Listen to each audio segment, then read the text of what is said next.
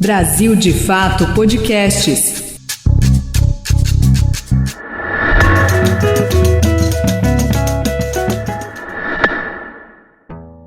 Três, dois, um.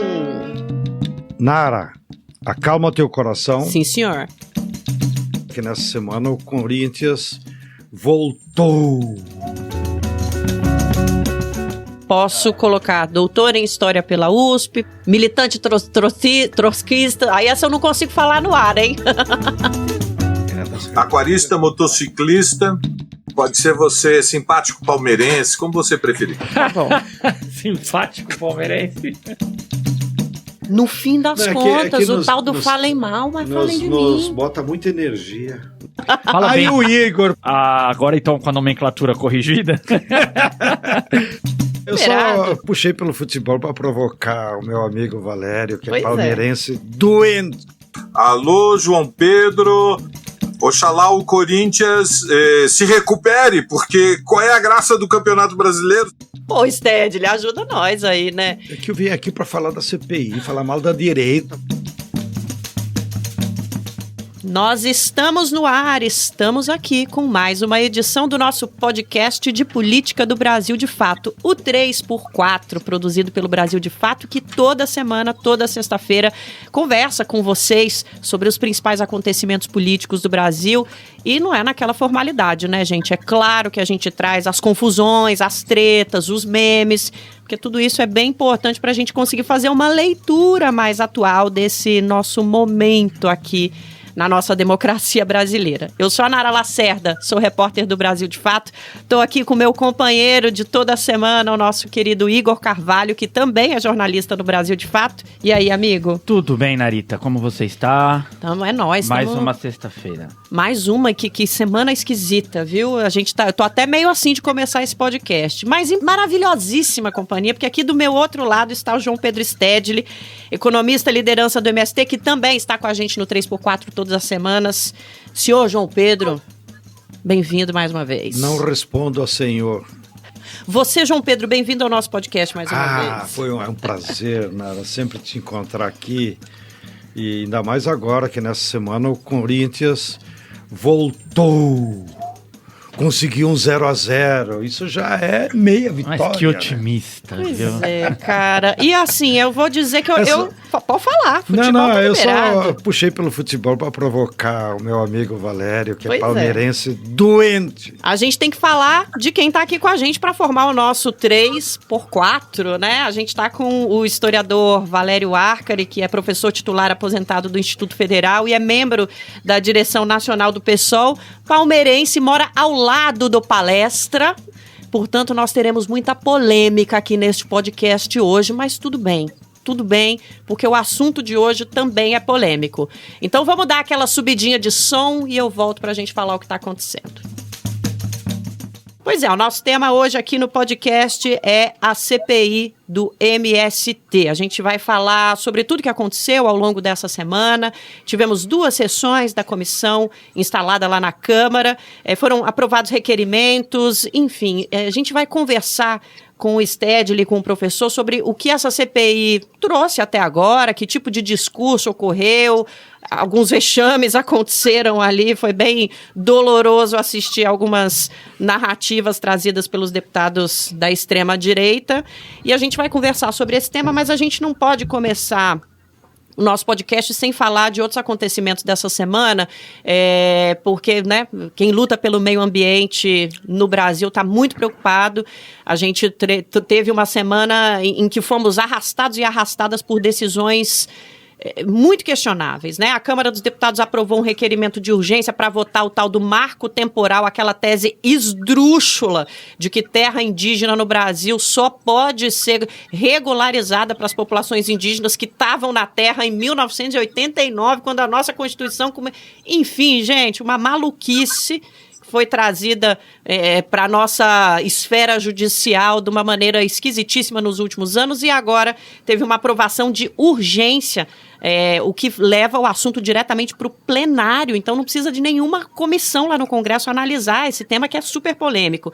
Depois a gente teve uma reorganização ministerial que está dividindo o Brasil, que na prática enfraquece o Ministério do Meio Ambiente e o Ministério dos Povos Indígenas, além da aprovação da medida provisória 1150, que flexibiliza o controle da devastação da Mata Atlântica. Então a gente vai falar sobre a CPI do MST, mas a gente não podia deixar de citar esses assuntos que são essenciais para o debate político brasileiro e que estão colocando a gente num lugar de muita fragilidade. Certamente nas próximas semanas falaremos mais sobre isso. Então, professor, eu aproveito a deixa do comecinho para cumprimentar o senhor. Obrigada demais por estar aqui com a gente, viu?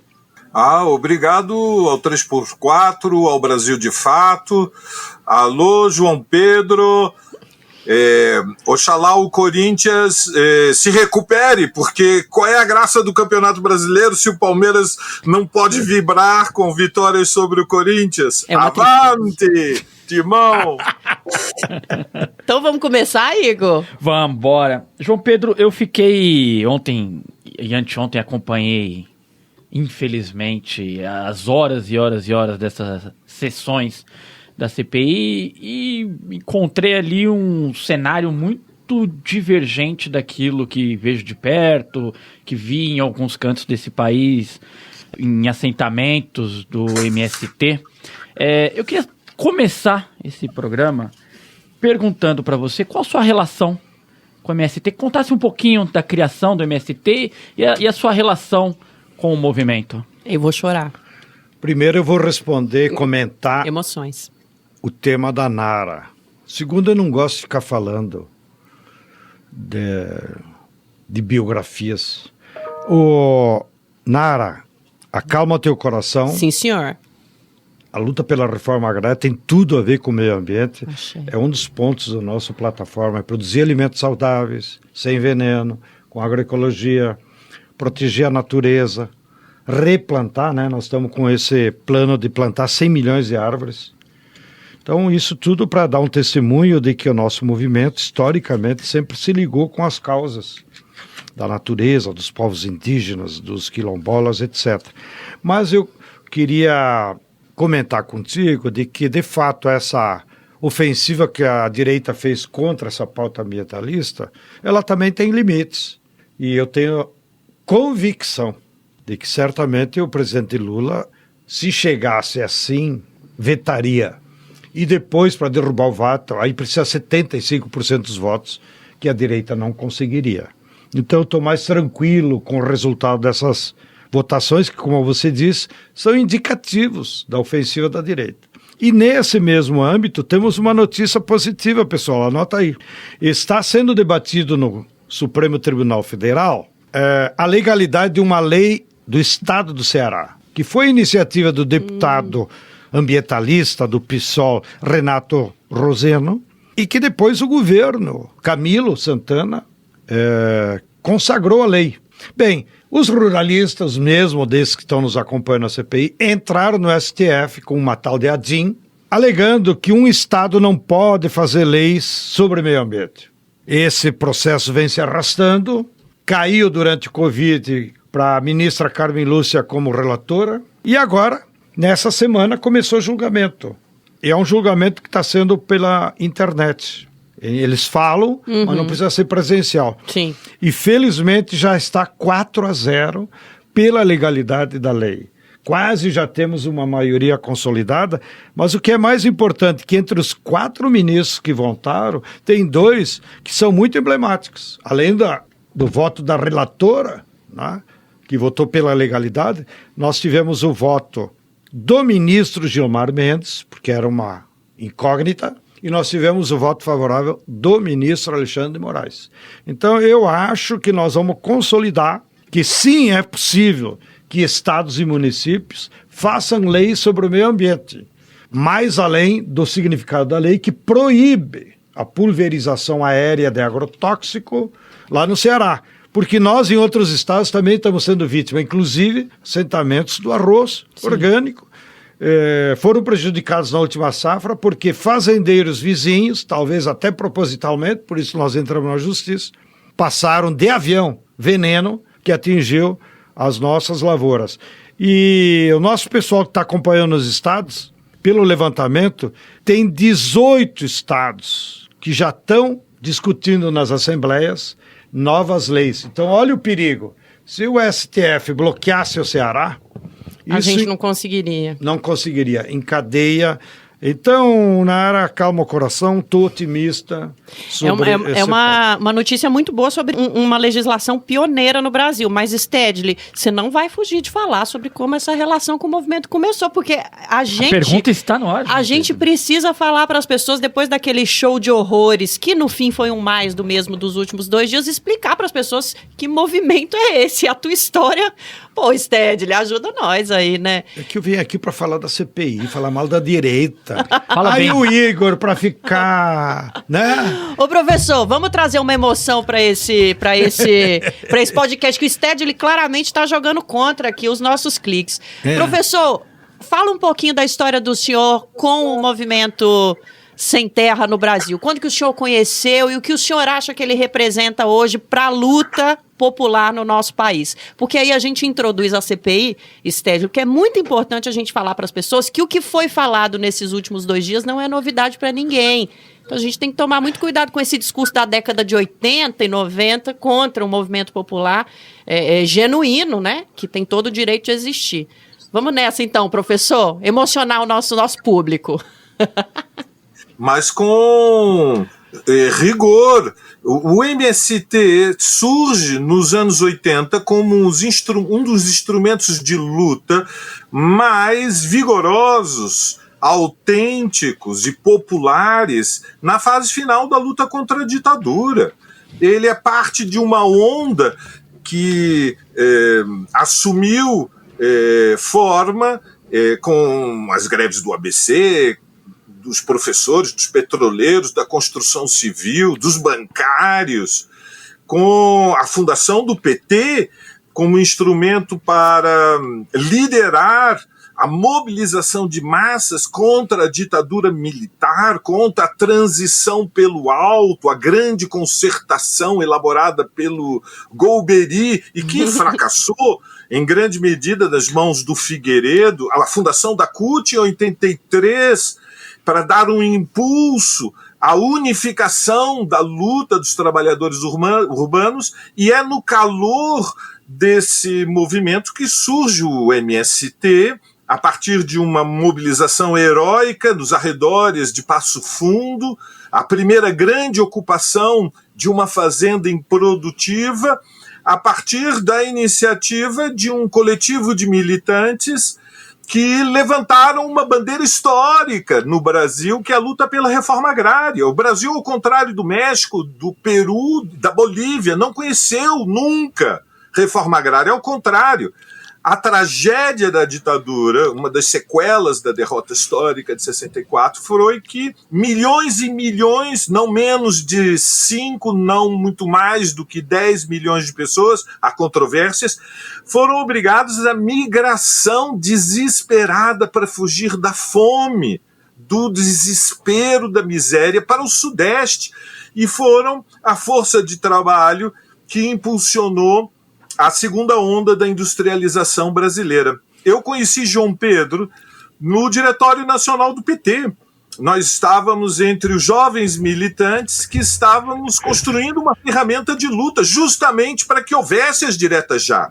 Lembremos, o MST adiou durante anos e anos o momento de medir forças com a ditadura. Nara, Igor, era uma luta que ficou isolada nas mãos da esquerda, até que o PT decidiu que era o momento das diretas já. E em 83, há exatamente 40 anos, no final do ano, um comício na Praça Charles Miller deu a partida à campanha das diretas já, e o impulso foi tão vigoroso que dividiu a direção. E hoje nós temos toda a documentação acumulada e registrada histórica, as fontes não são mais bastidores. Nós sabemos que a intervenção do Ulisses foi decisiva para que o Montoro tomasse a iniciativa no 25 de janeiro de 84 para convocar as diretas já.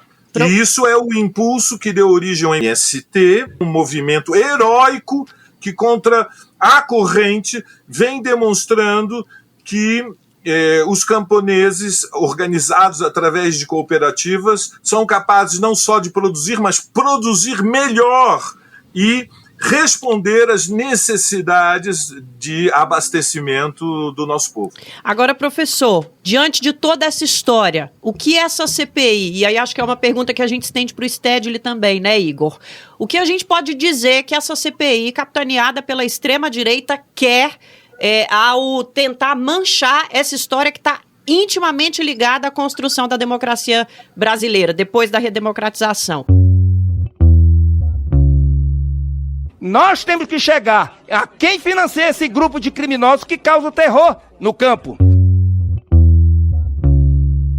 Que após a aprovação desse requerimento da diligência, onde os membros da comissão poderão visitar as invasões desse grupo organizado, né, dessa facção criminosa, muito dificilmente novas invasões acontecerão. Essa CPI é uma vergonha, porque embora a deputada Sâmia pareça não ter um objeto delimitado, está explícito nas falas de muitos dos senhores que o objetivo dessa CPI é criminalizar um movimento social. Rapidamente, para a gente passar para o Stedley, o que o senhor vê? É muito simples. O plano da CPI é criminalizar o MST como antessala para a criminalização de todos os movimentos sociais brasileiros. Começa pelo MST, porque este núcleo bolsonarista é neofascista e tem raízes na fração da classe dominante que se expressa através do latifúndio. É uma reação que tem como objetivo criminalizar o MST, que era a pauta do governo Bolsonaro, ininterrupta durante 4 anos, é a antessala da criminalização do MTST e de movimento de mulheres e do movimento negro, porque se eles avançarem, não vão parar.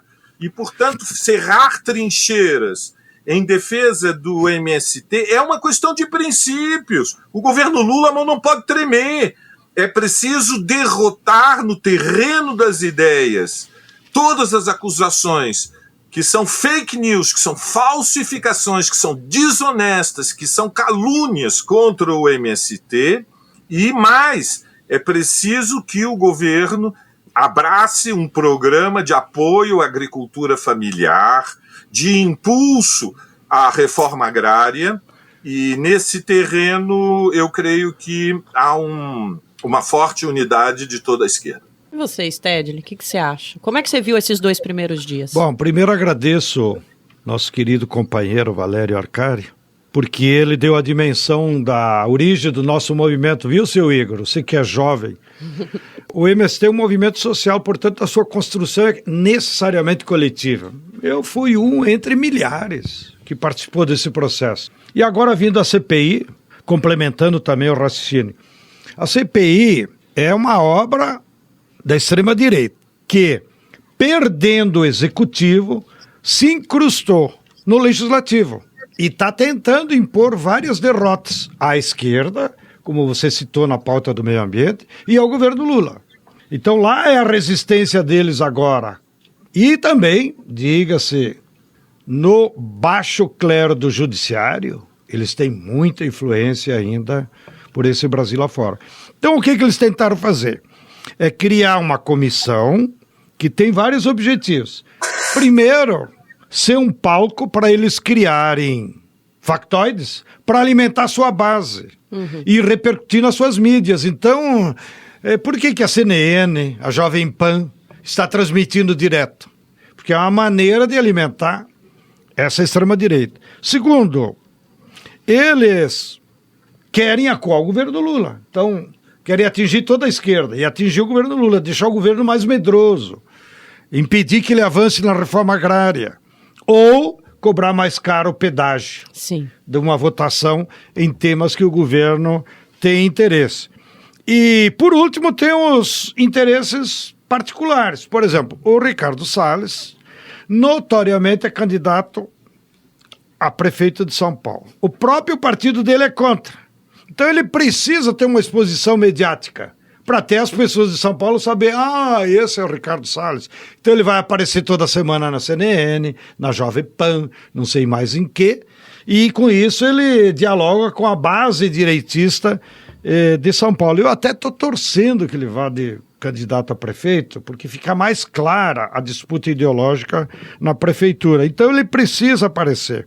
Ou o caso do presidente da CPI, que é um tenente-coronel lá da minha terra, nascido em Alegrete, embora o mais importante alegretense, Igor, em tua homenagem, foi João Saldanha, grande botafoguense. Grande. E um dos ícones, que foi o que preparou a seleção de 70, histórica, e também como treinador do Botafogo, foi impressionante. Grande João Saldanha. Então o presidente da CPI precisa dar resposta aos seus financiadores. Está lá na ficha dos financiadores deles. Um fazendeiro do Mato Grosso que deu dinheiro e foi encontrar o trabalho escravo na sua fazenda. Está lá arrozeiros do Rio Grande do Sul. Arroz Prato Fino é um dos grandes financiadores dos Então eles precisam dar resposta para suas bases. Então por isso que também já botaram no escopo do que seria investigado falsamente São Paulo, Rio Grande do Sul, Bahia e Pernambuco. Porque a Amazônia eles não podem entrar, né? Verdade. Porque aí aparece que é o outro objetivo da CPI, eles vêm para a ofensiva contra o governo e contra nós para esconder os seus verdadeiros crimes, que eles praticam, crime ambiental, trabalho escravo, etc.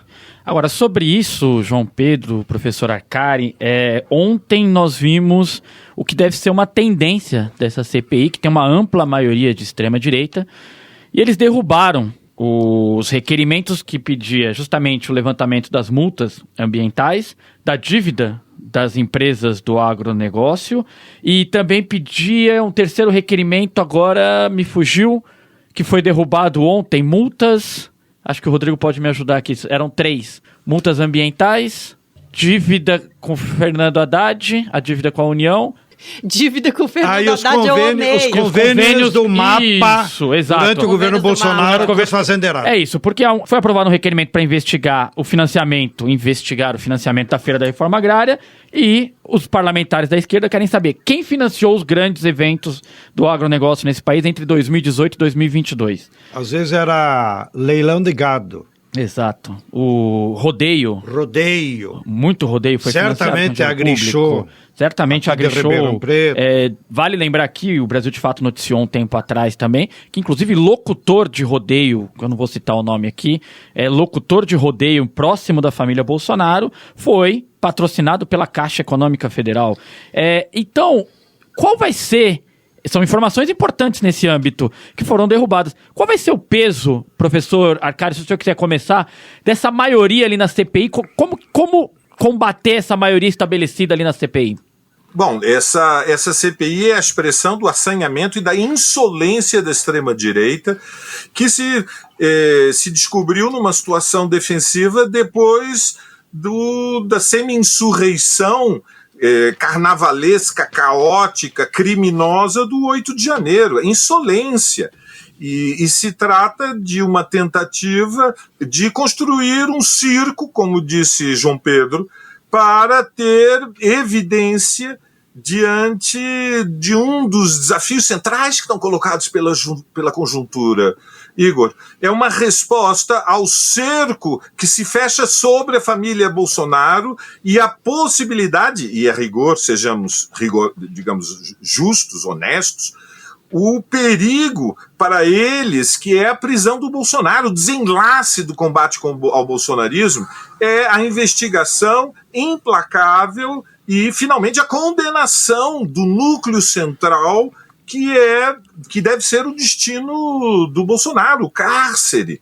É, portanto, uma tentativa de sair do isolamento político, mas eu receio que o espaço do Congresso Nacional será insuficiente para derrotá-los. Nós precisamos com firmeza, determinação e lucidez, compreender o drama que significa a impunidade do bolsonarismo, ou seja, o bolsonarismo quer voltar ao poder. Nara, Igor, o plano deles é voltar ao poder, é apostar que a crise econômica e social pode potencializar esta influência que eles ainda mantêm. Tem 3 governadores de estado, tem peso na alta cúpula das Forças Armadas, mantêm influência nas polícias e tem uma reserva política social, que é uma corrente de massas de extrema-direita, que em todas as pesquisas de opinião não tem menos de algo que oscila entre 25% e 30%. Portanto, eles estão na disputa, eles não se deram por vencidos, eles querem voltar e se preparam para as eleições de 2024 e utilizam, manipulam o peso distorcido que ainda tem no Congresso Nacional para avançar sobre o MST. E é por isso que cerrar fileiras e preparar uma resposta nas ruas à altura do desafio é inadiável. Prisão para Bolsonaro é central e tem um outro elemento. Eles têm um aliado poderosíssimo ainda no Banco Central, que é o Campos Neto, que é um resíduo bolsonarista para impedir o governo Lula de responder às necessidades de urgência da crise econômica e social e a permanência de uma taxa de juros reais que extrapola, que é uma extravagância em termos internacionais, é uma forma de minar a governabilidade. Para garantir a governabilidade é preciso ir além dos acordos com o Lira e com o Pacheco. É preciso confiar na mobilização social como o Petro tem feito na Colômbia. E nesse momento eu fico mais animado porque vejo que há atos nas ruas em defesa do Vini e contra o racismo, o ataque racista que hordas fascistas na Espanha realizaram no estádio do Valência. Mas além destes atos em solidariedade com o Vini, é necessário uma resposta nas ruas ao bolsonarismo, uma mobilização em defesa do MST e a esquerda não pode assistir de camarote ao circo que está sendo construído dentro dessa CPI, porque dentro do Congresso Nacional, a direita e a extrema-direita, João Pedro já disse, eles têm uma maioria para chantagear, cercar, ameaçar o governo e portanto, nós temos que usar também as cartas que nós temos nas mãos. Eles vão puxar do lado de lá. Igor, eu anotei aqui as motivações para a CPI. Recalque, porque perderam, medo de ir para cadeia e um levezinho sede de poder. Dá para resumir nisso aí, né, Igor? Pois é, João Pedro. E me diga, essa maioria ontem, você foi assistindo, imagino eu, a sessão ontem, a audiência da CPI. Como te angustiou um pouco? Você está tranquilo? Não quero nomear nenhum parlamentar do bloco de esquerda aqui, para não ser injusto, mas é um trabalho difícil. Você vê que eles muitas vezes precisam pedir a palavra ali, intervir a todo momento para combater. São 20 contra 7 ali, né, João Pedro? Eu não assisti a sessão porque estava com outras atividades organizativas, mas depois recebi um release dos companheiros que participaram lá presencialmente. E um pouco o cenário é isso aí. Aí, como você diz, e daí vocês estão assustados com essa retórica de ódio, de violência, chamo de bandido e de criminoso para qualquer atividade. E eu, honestamente, não estou nem um pouco preocupado. Porque, no fundo, qual foi a retórica deles desde 2016 até hoje? Foram 6 anos de ódio, Bolsonaro aparecia com uma metralhadora na mão. Eu vou arrasar o MST. Que coisa mais agressiva que essa. Mesmo durante o governo dele, ele tentou nos derrotar politicamente em 3 ocasiões. Primeiro, fazer um despejo de uma escola nossa, Paulo Freire, no assentamento lá de Caruaru. Segundo, tentou nos despejar um assentamento, ainda que provisório, que está há 20 anos no sul de Minas, lembra? E depois tentou nos despejar no sul da Bahia, levando a Força Nacional de forma ilegal. Sim.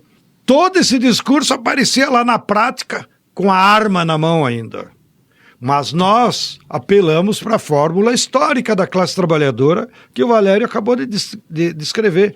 A nossa força não é o número de parlamentares. A nossa força tem que ser expressa nas ruas, na mobilização. Então, para enfrentar aquela ofensiva de eles estando no governo, deles estando a força repressora, e nós derrotamos eles nos 3 casos, o que nós utilizamos? A força da nossa base. Então, nós nos mobilizamos, apesar do Covid, e fizemos acampamento nessas 3 áreas e resistimos, e nas 3 nós saímos vitoriosos. De maneira que agora, com a CPI, é claro que nós vamos disputar corações e mentes na sociedade, utilizando todos os meios possíveis, redes, Brasil de Fato. E atenção, até eu gostaria de ouvir, eu posso fazer pergunta para vocês, né? Eu acho que até a imprensa burguesa está meio assustada com o discurso de ódio, e eles têm dado muito mais espaço para o MST. Fazia anos que nós não falávamos para a Folha, para o UOL, para o Globo. Até no Globo News eu fui. Olha aí, a gente falou isso hoje, né? Como a mídia hegemônica não está comprando essa CPI, está fazendo matérias criticando o jornal O Globo, até na CNN ontem, viu? Eles estavam dando uma alfinetadinha porque a meia, né, desses caras está muito suja, não, e cometem crimes ambientais. Mas, para completar o meu raciocínio, Nara, eu me somo à avaliação do companheiro Valério, quando ele diz o desenlace de todo esse processo, que ainda que demore um tempo mais do que nós gostaríamos, é o reascenso do movimento de massa, é a luta de massa. Porque a força da classe trabalhadora, ela só se expressa na luta, nas mobilizações, nas greves, nas ocupações, evidentemente. Então, nós não devemos nos assustar com a fotografia que aparece no Congresso, que é um cenário onde eles têm maioria absoluta. Mas o nosso palco não é lá. O nosso palco é nas ruas, é na luta de classes do dia a dia. E eu acho que nós estamos formando uma unidade, acabamos de vir, inclusive, o Igor esteve lá cobrindo pelo Brasil de Fato, fizemos uma bela plenária, o professor Valério esteve lá também fazendo análise de conjuntura. Reunimos mais de 150 militantes e dirigentes de todos os movimentos populares do Brasil, centrais sindicais dos 3 partidos de esquerda, e nos reunimos lá na escola para tirar um plano de reorganização dos comitês populares e um plano de luta. E sem luta não haverá mudança. Câmbio, camarada Igor. Hoje ele está quieto, não sei se é por causa do São Paulo. O São Paulo vai muito bem, João Paulo. Oh, meu Deus do céu. Mas tem uma curiosidade que eu sei que é do Igor também, que ele que me trouxe essa curiosidade, João Pedro, e essa é pro João Pedro, professor. Daqui a pouco a gente volta para você. Mas e os dissidentes que eles estão pensando em chamar lá? Aquele povo que já foi do MST e que está aí há décadas só falando mal agora do movimento. Em qualquer grupo social tem uma categoria que o Marx foi o que conceituou sociologicamente, tem os lumpens, os oportunistas. Isso tem nas Forças Armadas, tem na Polícia Militar, né? Tem nas milícias, tem em todas as categorias, aquilo que o Marx chamou de lumpen proletariado. Evidentemente que na base do MST também tem sujeitos que são oportunistas, que querem tirar proveito do chamado lumpen proletariado. Então eles vão se aproveitar, vão identificar pessoas que inclusive nós expulsamos de acampamentos por comportamentos indivíduo com movimento, vão levar lá para a CPI, como já aprovaram levar um casal lá de um acampamento do Distrito Federal, que foram expulsos do MST por seu comportamento. Claro, eles vão lá na CPI dizer, o MST nos extorquia, nós tínhamos que pagar mensalidade, enfim, inventar coisas, mas que vai servir, né? Numas da CPI, eu tive que ir lá responder, porque me convocaram, então não tinha escapatória, porque num acampamento nosso do Pará teriam sido mortas vacas, e que inclusive elas estavam prenhas. E eu, a princípio, como eu não conhecia muito o acampamento, depois me informei, até achei que tinha sido coisa de lumpen. E depois esclareceu, não, foi uma tática usada pelos próprios fazendeiros, né, naquela época, lá por 2015, já anunciando essas novas táticas, né? E que eles mesmos mataram o gado, tiraram foto, fizeram vídeo e botaram culpa nos acampados. Então, durante a CPI vai ter muitas cenas como essa. Muita fake Agora, news. houve um acordo, João Pedro, entre os parlamentares que não seria feita nenhuma convocação, somente convites. Se você for convidado e não convocado, irá à CPI? Com o maior prazer, apesar de que isso vai me tirar energia, eu podia me dedicar a outras tarefas, mas eu irei, não tenho problema nenhum de ir lá e dizer as verdades. Claro que eu vou ter que levar fone de ouvido, né? Porque alguns deles eu vou me poupar minha saúde mental, né? Para não ter que aguentar. Porque eles também têm usado uma tática que vocês perceberam, né? Já é do método fascista e agora se repete na CPI. Quando eles usam aquele parafrório mais insuportável, de criminoso, terrorista, bandido e tal, eles se referem ao MST e não a pessoas.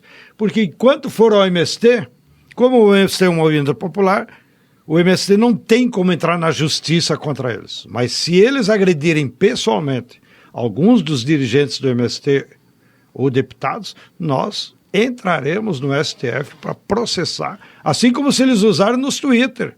Há uns 2, 3 anos atrás, nós derrubamos o Twitter de um general que era candidato bolsonarista no DF, que o cara me chamou de bandido. Nós entramos na justiça e o próprio Twitter cancelou a conta dele. Então, nós batalharemos com todas as formas possíveis. Professor Arcari, eu estava, o João Pedro falou, eu estava segunda-feira ali na ENF, acompanhei a sua fala, a sua análise, e você falou sobre, além dos 3 elementos que citou aqui, de ainda rescaldo do bolsonarismo, citou também as redes sociais, que lá eles ainda têm uma boa margem de influência. E o João Pedro estava falando dessa questão deles inventarem factoides ali na CPI para poder falar com os seus, para poder alimentar ainda o bolsonarismo. O quanto você acha que isso pode espraiar para além das redes sociais?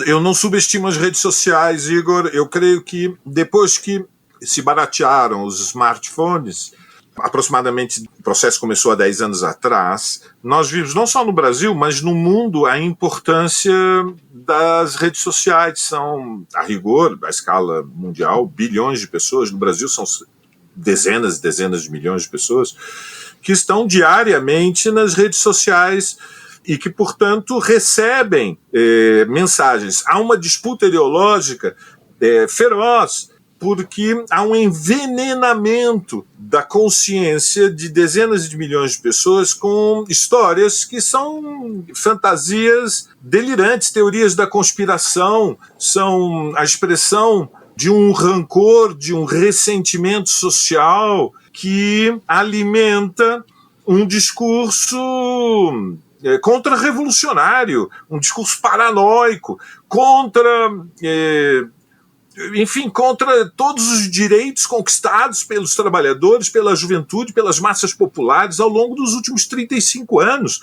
É o discurso de que a democracia ficou cara demais, que os impostos são altos demais, de que os direitos do trabalho são altos demais, que o salário mínimo é elevado demais, que o SUS é caro demais, que a Previdência Social é cara demais, que a universalização da educação é cara demais, que o Estado deve ser mínimo, e que, portanto, é o cada um por si, todos contra todos. Este envenenamento ideológico é uma campanha política permanente e ela transborda para a vida presencial, digamos, da sociedade. Eu não me surpreenderia que esta insolência destas provocações na CPI são a antessala, são uma caixa de ressonância para eles tentarem voltar às ruas. E se Bolsonaro estiver livre, leve e solto, eles vão voltar e vai ser antes do 7 de setembro.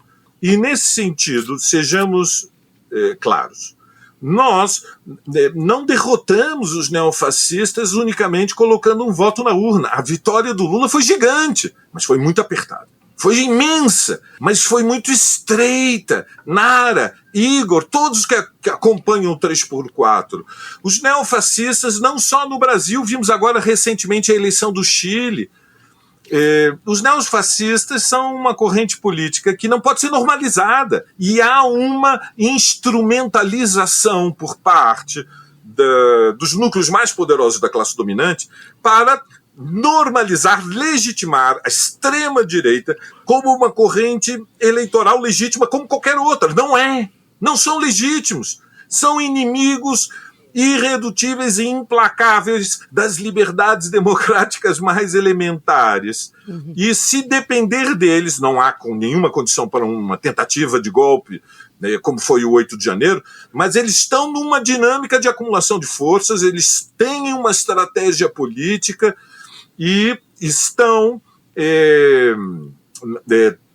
ainda são muito perigosos. E Campos Neto é uma das suas trincheiras de defesa. E, portanto, prisão para Bolsonaro, demissão de Campos Neto e levar até ao fim a luta de ideias. Mas não é só a luta de ideias. Termino com uma observação.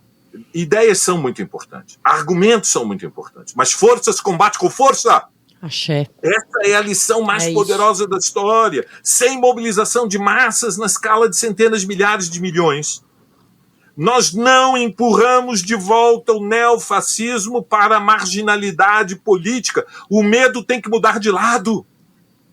Isso só é possível com a imponência, a grandiosidade da mobilização popular no Brasil pela sua autoridade moral, pela sua autoridade social, pelo seu vigor político. Então, o nosso desafio é mudar a relação de forças. E isso começa com mobilizações que são pequenas, mas que vão semeando, e em determinado momento, se respondermos à altura,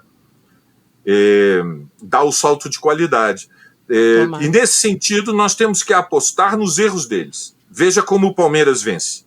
O Palmeiras vence porque joga compacto, acredita na vitória e não perdoa o erro do inimigo. Não perdoa. Recupera a bola e num contra-ataque fulminante fuzila e garante a vitória. A esquerda tem que ter a vontade de vencer do Palmeiras. A estratégia é construir a vitória. Disse ele ao lado do Palestra. Ô, João Pedro, eu quero falar não sobre o Palmeiras do Valério, mas eu quero falar sobre os erros deles e como eles terão... Deles da direita. Do Palmeiras? E como eles serão aproveitados. Ontem o deputado delegado Éder Mauro disse que o MST, eu não vou reproduzir os palavrões que ele disse, mas ele disse que o MST não produz nada, que não é produtor de nada, que ele vai até não conheço, uma distribuidora ali me parece que no Rio Grande do Sul, compra arroz e manda ensacar. O MST não produz nada, João Pedro? Esse sujeito é um mentiroso deslavado, né? Acho que uma deputada retrucou ele. O senhor já visitou algum assentamento, ainda que seja do Pará, onde o senhor mora? Bom, mas isso digamos, mediocridade. Não podemos entrar nessas... Eu concordo com a avaliação do Valério de que as redes jogam um papel importante na luta ideológica. Mas a monitoração que nós estamos fazendo das redes, sim, já do primeira sessão para a segunda, caiu 50%. Ou seja, as pessoas enchem o saco. Então, eu acredito que, por hora, essa forma deles se comportar na CPI está chegando só na bolha deles. Essa é uma leitura ótima, viu? E que a maioria das pessoas mais comuns estão conosco. E isso aparece nas redes na nossa defesa. E, além de concordar com a conclusão de que só mobilização de massa, mas eu estou confiante, eu não sou menos pessimista, Nara. Porque na sociedade há energias progressistas, que podem estar desorganizadas, mas há energias progressistas que, se motivadas, podem se manifestar. E eu acho que foi muito positivo a reação que houve às agressões ao Vini.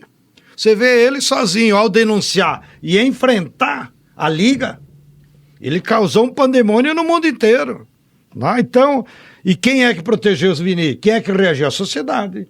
Claro, das 1001 formas de organização. Assim como, agora trazendo para o Brasil, o Dallagnol, quis nos copiar ao erro do inimigo. Fazer uma passeata em Curitiba em defesa dele. Só tava o carro de som, não tinha mais ninguém.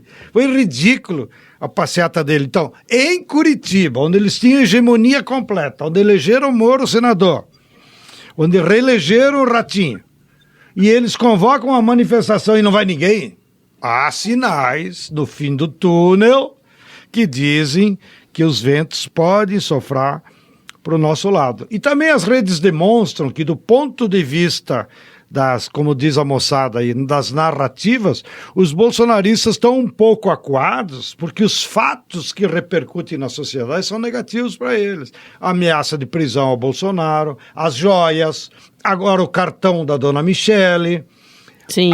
As denúncias da mulher do Cid, que era o verdadeiro capitão do mato dele. Caixa de Pandora ali, viu? Para fazer o serviço. Então eu estou animado. Eu acho que nós podemos aproveitar muito os erros deles, viu, Igor? E eu acho que eles transformar a CPI num circo já é um erro, que perdeu a credibilidade. Eu ouvi o comentário na terça-feira, depois da primeira sessão, do Reinaldo Azevedo, na Band. Eu fiquei surpreendido com a lucidez dele, que é um homem com formação, com uma cultura impressionante, e ele fez essa avaliação. Ao transformar a CPI no ridículo, no ataque de tudo quanto é tipo, eles perderam a credibilidade. Então todo mundo está dizendo, isso aí é só palanque. É que me impressiona, João Pedro. Para uma direita que perdeu as eleições, então... É uma CPI que quer investigar, mas todos eles já têm uma sentença. Não, e investigar o rabo deles, né? Porque os que nos acusam na CPI, todos eles têm processo, têm inquérito, têm denúncia, da forma como eles fizeram política. Câmbio, dona Nara. Foi ótimo que o Stedley trouxe esse dado sobre a repercussão do assunto na rede, que a gente estava conversando antes de gravar. Então, o professor falou das redes, a gente já trouxe esse resultado. O que eu percebo ali, acho que é interessante também o senhor comentar, você comentar isso, professor Valério.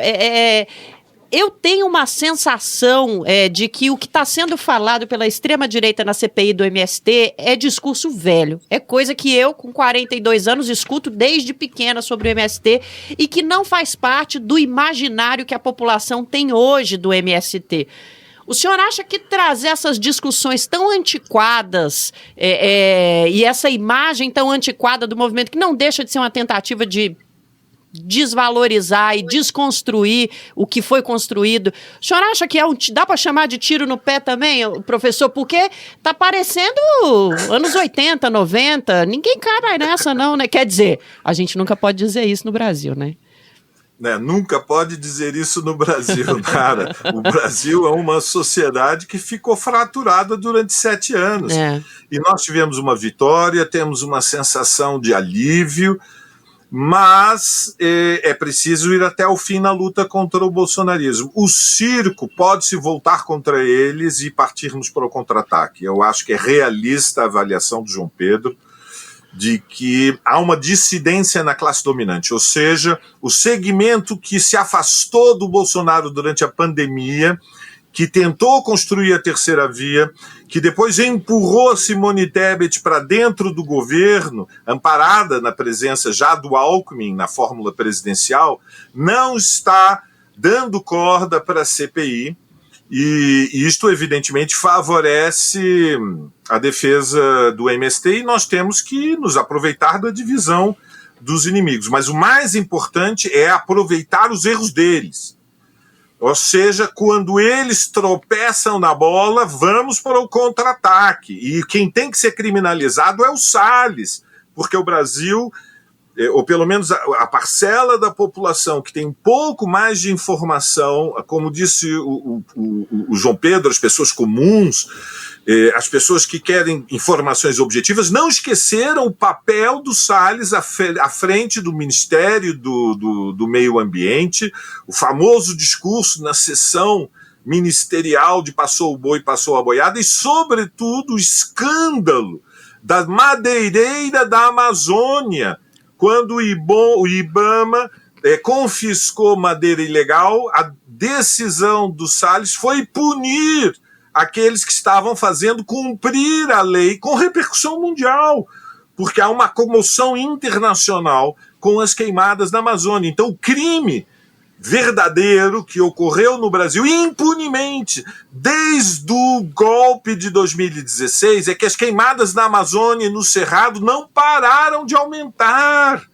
Quem tem que ir para o banco dos réus são os líderes políticos que protegem a ação devastadora de fazendeiros que estão expandindo a fronteira agrícola para colocar boi no pasto, para plantar soja, incendiando a Amazônia num momento em que há perigo de ecossuicídio no mundo diante do aquecimento global. Eles é que têm que ir para o banco dos réus. Portanto, temos que ir para a contraofensiva quando eles pisarem na bola e derrotá-los.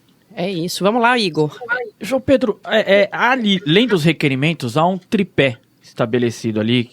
Já falamos aqui dos dissidentes do movimento, eles também querem investigar as ocupações do movimento, e há uma preocupação deles com as cooperativas do MST. O que eles vão encontrar nas cooperativas do MST, João Pedro? Vão encontrar muita coisa. Maior produção de arroz orgânico da América Latina, a maior cooperativa de suco de uva orgânico. Vão encontrar o café orgânico, que poucos produzem. Vão encontrar uma cooperativa no São Miguel do Oeste, que industrializa 1 milhão de litros por dia. Vão encontrar dezenas de cooperativas que produzem... Aquela de Andradina que leite. Eu conheci, fiquei impressionado com a estrutura da cooperativa. Não lembro o nome agora aqui, infelizmente. A cooperativa de Andradina é uma das básicas nossas, porque ela está num padrão assim de, tipo, 30 mil litros de leite por dia para atender um assentamento grande ou um município. E nós, como a de Andradina, temos dezenas espalhadas pelo Brasil inteiro. Essa semana, inclusive, estavam os companheiros da Paraíba lá na nossa reunião, e eles vieram me dizer que estão construindo com o governo do estado um laticínio para produzir leite em pó de cabra, que não existe no Brasil. Isso vai ser uma verdadeira revolução tecnológica, porque vai permitir distribuir em todo o Brasil, até pela merenda escolar, ou quem sabe até pelo SUS, por conta das crianças que têm alergia ao leite de vaca, né? E também o leite de soja não é recomendável. Então o leite de cabra é o melhor de todos os leites do ponto de vista nutricional e da saúde. Então, se eles conseguirem implementar esse laticínio de uma cooperativa nossa lá de leite em pó de cabra, vai ser... Então é isso que eles vão conhecer, e nós não estamos nem um pouco preocupados. Uma pena que nós não vamos conseguir levar eles nas áreas de crime ambiental, onde tem trabalho escravo, investigar essas fazendas do uso abusivo de agrotóxico e assim por diante. Mas faz parte da luta, e nós estamos firmes e resistentes. Os convênios com as prefeituras via PA são as cooperativas que fazem também, da merenda escolar? Aí entra todo mundo. Uhum. Entra até agricultor familiar, se ele tiver CNPJ. Fora do MST, tranquilo. Então o PA é um programa muito bom, né? E claro, o PA ele é um programa da Conab, que faz compra antecipada, faz contrato. Quando o cara entrega o produto, recebe à vista.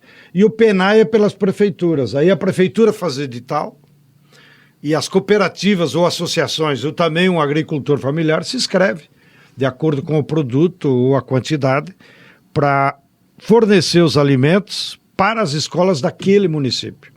No caso das capitais, como não há agricultura familiar no município ou na região, então a prefeitura faz um edital que amplia para todo o país, que é o caso que você começou a conversar, que aqui em São Paulo nós fornecemos arroz, fornecemos suco, estamos fornecendo feijão agora para a Prefeitura de São Paulo, por cooperativas que estão lá em Itapeva, que estão longe da cidade. Câmbios, Dona Nara! Nossa, o assunto rende tanto que a gente já está chegando aqui no nosso tempo máximo, sabe? Tem muita coisa para falar, mas eu queria fazer uma provocaçãozinha aqui, então, de tudo que a gente ouviu, professor, começando pelo professor, depois essa provocaçãozinha vai pro Stedley também.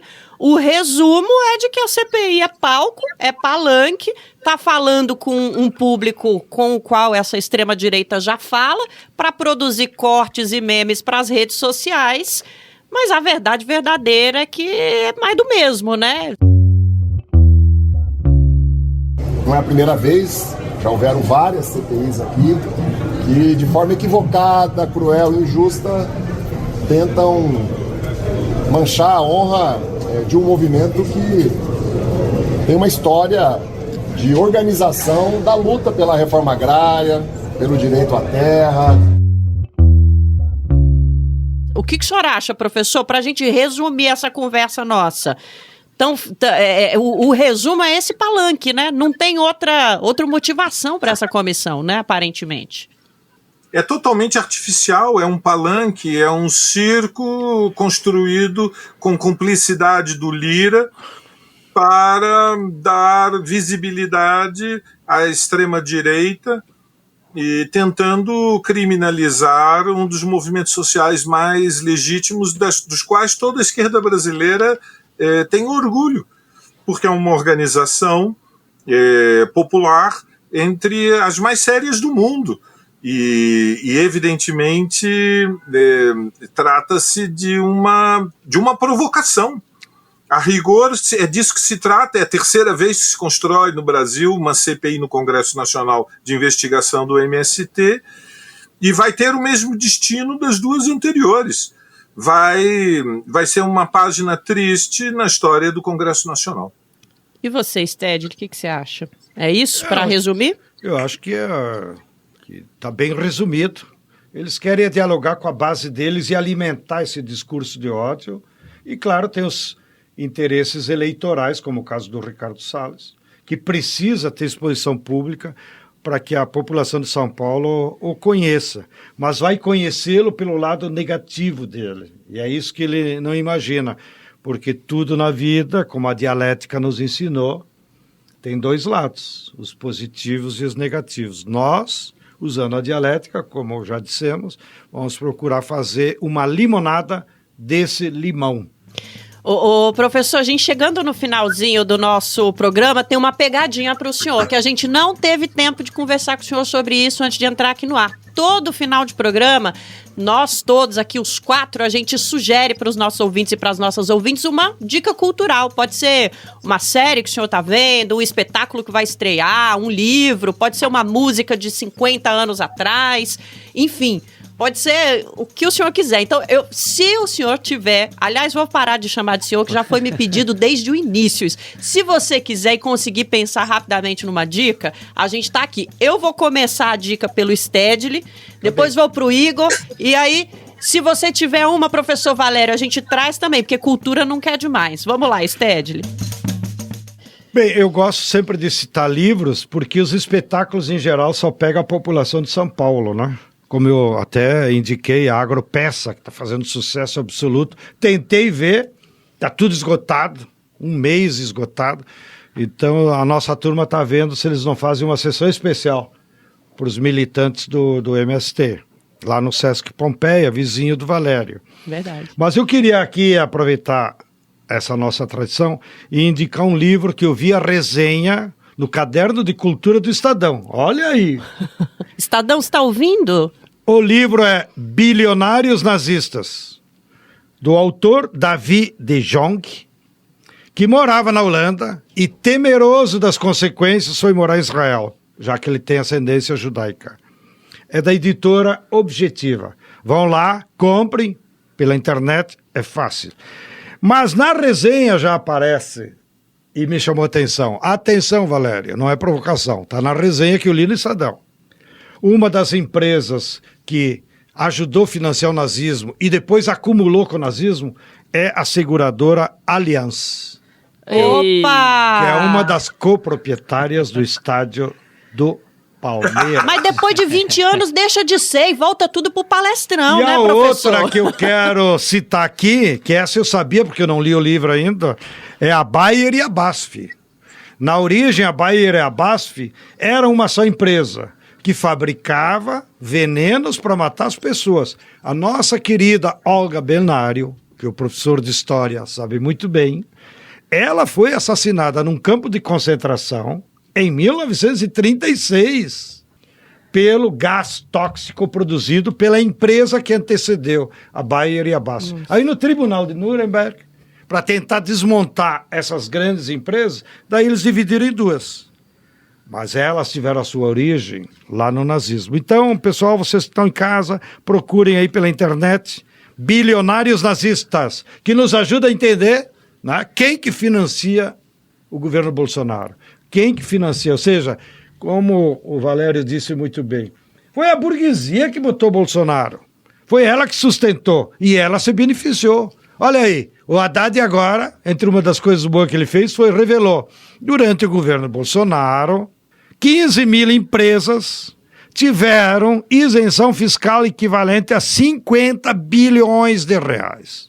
É para isso que eles deram o golpe, para se apropriar desses recursos que são nossos, que poderia ir para o SUS, para vacina, para educação, para qualquer coisa. Comprem lá, bilionários nazistas, muito atual para o Brasil. E você, Igor? Olha, eu não vou ter a sensibilidade do João Pedro. Vou indicar um evento aqui em São Paulo, já pedindo desculpa para nossa audiência fora de São Paulo. É o Sarau da Cooperifa e acontece toda terça-feira no extremo sul da cidade de São Paulo. Eu estive lá muitas vezes nos últimos 10 anos, mas na semana retrasada eu estive lá. É um ambiente maravilhoso, 300 pessoas apinhadas na frente de um bar, um espaço ressignificado pelo poeta Sérgio Vaz, um espaço marginalizado, que é o boteco nas periferias. Então, prometi que ia mandar um abraço para ele, deixo aqui meu abraço para o poeta Sérgio Vaz e recomendo que as pessoas, que elas visitem a Cooperifa, o Sarau da Cooperifa, é uma experiência fantástica. Sérgio Vaz, um abraço do 3x4 para você. A gente tá fazendo um pouco rádio aqui também, eu gosto de trazer essas coisas. Um grande abraço, nosso querido Sérgio. Mas é o seguinte, gente, a minha dica cultural, eu sempre me incomodo muito com esse descolamento que a gente tem das produções culturais latino-americanas pelo simples fato da gente falar português, ser muito grande, esse isolamento histórico que existe mesmo, Diga aí, qual é a banda? Não é uma banda, é uma série documental que está na Netflix sobre o nosso querido Fito Paz, um dos maiores roqueiros do mundo, o argentino, que é um ícone do rock latino-americano. É pouquíssimo conhecido no Brasil para a grandeza que ele tem, viu? É um cara incrível e eles fizeram um documentário dramatizado sobre a vida do Fito desde a infância, do Rodolfito, chama Amor e Música, Fito Paz. Gente, tá incrível. O rapaz que tá fazendo o Fito é igualzinho o cara, gente. As imagens são lindas, mas argentino sabe fazer audiovisual, né? Que orgulho dos nossos vizinhos. Então, assistam, gente, porque tá fácil demais. Essa vale pra quem tá em São Paulo, pra quem tá no Japão, pra quem tá em qualquer lugar do mundo. E, professor, deu tempo do senhor pensar em alguma coisa pra gente? Olha, ótimas indicações, gostei muito do documentário do Fito Paz, Agropeça no Sesc Pompeia, grande sucesso. Eu vou pedir licença pela falsa de modéstia e fazer um pouquinho de divulgação do livro que eu mesmo estou publicando, que saiu faz 3 semanas. Opa. Se chama Labirinto Reacionário, o Perigo da Derrota Histórica, que é um livro que reúne um conjunto de ensaios que tenta atribuir sentido a estes trágicos últimos 7 anos. Nós mergulhamos num labirinto e temos que encontrar agora uma saída, encontrar um caminho que nos permita ir além desse imenso perigo, que nós estávamos ali na beira do precipício de uma derrota de impacto histórico, estratégico, irreversível, que seria a desmoralização de toda uma geração de trabalhadores se Bolsonaro tivesse vencido as eleições e conquistado o segundo mandato. Apoiou o projeto golpista. Esse foi, digamos, o sentido, é publicado pela Usina Editorial, está disponível na internet para a compra e nas melhores livrarias. Tá muito fácil, gente. Não queria deixar de lembrar que a Feira Nacional da Reforma Agrária, no Parque da Água Branca, foi um dos eventos mais importantes da esquerda neste primeiro semestre, razão de orgulho para todos nós, um evento político, cultural, culinário, eu fiz o carreteiro. Foi incrível. E só o Igor foi lá comer de graça. Extraordinário. Foi lindo demais, foi muito emocionante. Parabéns ao MST, estávamos com muita saudade da Feira da Reforma Agrária e foi um sucesso estupendo. Labirinto Reacionário, Usina Editorial, tá facinho, gente. Labirinto Reacionário no Google, você já cai direto no site da editora. Que capa incrível, hein? Parabéns, professor. Bom, gente, olha, a gente vai começar a se despedir, mas eu tenho um aviso aqui pro Igor e pro Stedley. Ninguém levanta enquanto eu não terminar os créditos desse podcast, hein? Eu fico sozinha, abandonada aqui, poxa, caramba. Então vamos nessa. Professor Valério, muito obrigada pela participação de ultimíssima hora. Que incrível ter o senhor aqui no Brasil de Fato mais uma vez. Valeu. Obrigado. E você, valeu mais uma vez, João. Que bom estar do seu lado, como sempre. Eu sou da casa, só não recebo nada. Igor Carvalho. Grande abraço a todos que nos acompanhem. Até sexta. Igor, valeu pela companhia, amigo. Valeu, gente. João Pedro, professor Valério, Nara, até sexta, gente. E, gente, é isso. Aquele abraço para todos, aquele abraço. E um abraço meu também. A gente tá esperando você aqui na sexta-feira. Vamos pros créditos, hein? Ninguém me abandona. O 3x4 é apresentado por mim, Nara Lacerda, e pelo Igor Carvalho. Nosso comentarista é o João Pedro Stedley. A direção é de Rodrigo Gomes. Na produção a gente tem a Letícia Holanda. O roteiro é do Rodrigo e da Letícia juntinhos. Embora a gente não obedeça muito, desculpa, eu amo vocês. Trilha sonora original é de Alejandra Luciani. Edição e sonorização, Lua Gattinone e Adilson Oliveira. No Brasil de Fato, a coordenação de rádio é da Camila Salmásio. A direção de jornalismo é da Nina Fidelis. E é isso, esse foi o 3x4. A gente tá te esperando aqui na sexta que vem. Brasil de Fato Podcasts.